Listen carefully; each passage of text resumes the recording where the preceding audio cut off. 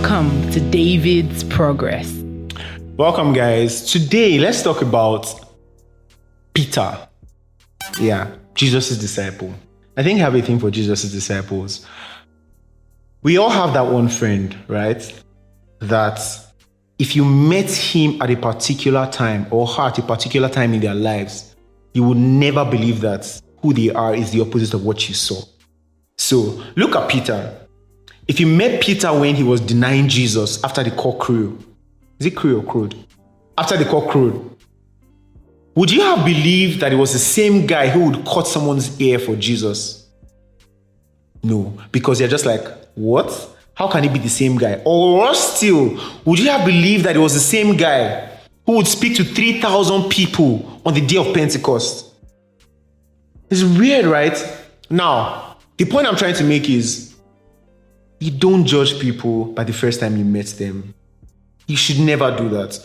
Of course, first appearance matters, what's that thing? First impressions matter, very true. But many times, as human beings, we do the first impression thing. But you need to be patient enough to give people the benefit of a doubt, to give people, and it happens both ways, in the sense that, what if you met him when he cut the disciples' ear? Would you have believed the soldier's ear? Would you have believed that it was the same person that would deny Jesus? No. So the point I'm making is, it can work both ways. If you meet someone at their best time, give them the benefit of a doubt that this person is not perfect. This is a great guy, this is a great girl. Every day may not look like this. It's the same way if you see someone that's really terrible. Every day may not look like this. This is literally like someone who is a human being. They have flaws, they have strengths, they have weaknesses, they have upsides and downsides, and everybody's a victim of this. Everybody is in that category at one point. So what should you do? Number one, be patient. Be very patient with people. Be as patient as you can be, because somebody also needs to be patient with you. Would you have believed that Peter in those two scenarios was the same person? But he was. And every one of us finds ourselves in that situation one time or the other, where the things that we do aren't a reflection of who we really think we are or who we actually are. And those times happen, maybe not as frequently as for some other people. So for example, when you hear a story of physical abuse, for example, in a relationship, the guy slapped his girlfriend or the girl slapped her boyfriend, because that happens too.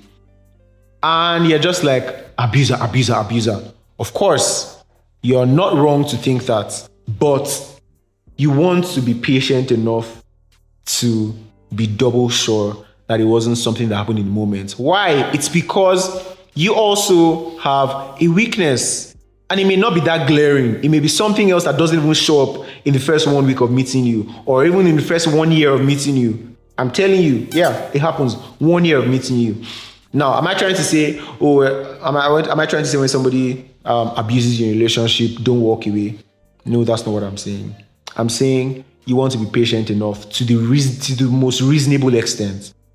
If that happens in a situation like the abuse thing that I mentioned, for example, where you've noticed other patterns and then that happens, it's not striking. But if you've met someone, they've been great all their lives, and then that happens one day, two things can be involved. One, it's either they've been pretending all along, or it was an honest mistake. And to be honest, I don't have any set of rules for you to judge which is which. Number one, just pray to God and trust God that you're not making the wrong decision, or you are not judging the person wrongly. But number two is give them time. Give them time. Give them time. Many times you would realize that even you are not as perfect as you think. Even you are not as great as you think. Even you are not as put together as you think. So is the other person. So are the other people around you. And what this does for you is it gives you a better estimation of yourself. So you're more patient even with yourself, because there will be those times when you will do something so foolish and you just be like, how did I ever do that? I did not think this would ever be me in my life. It's the same thing you will have done to someone else, but you're doing it to yourself as well. Now, I'm trying to explain that.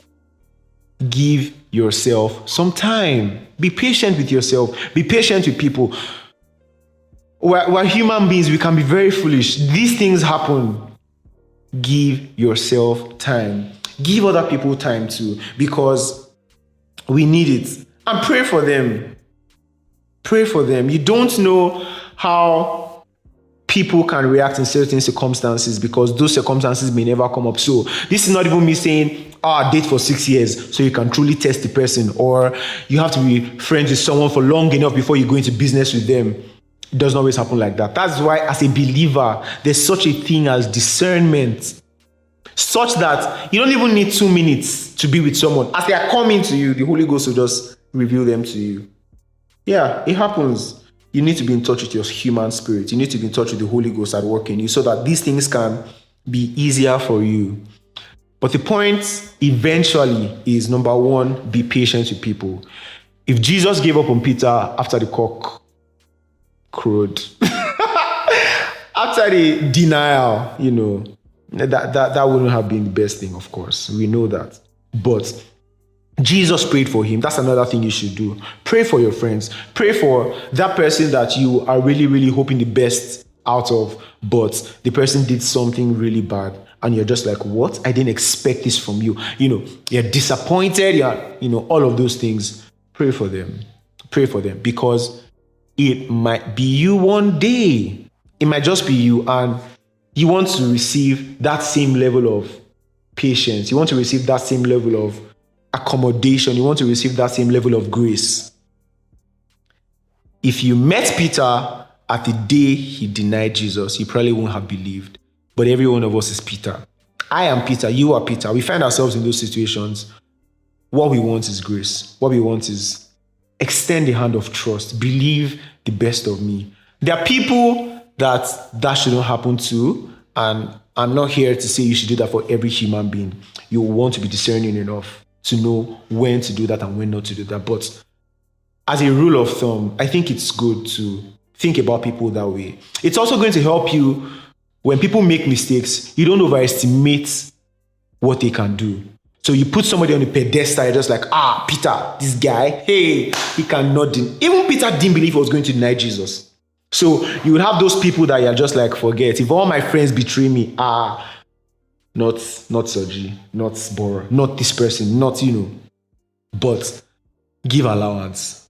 They are human just like you, and they can fail, they can fall, they can, And so when that happens one day in the future, don't just wipe away 10 years of friendship because of one thing, because it could have been you.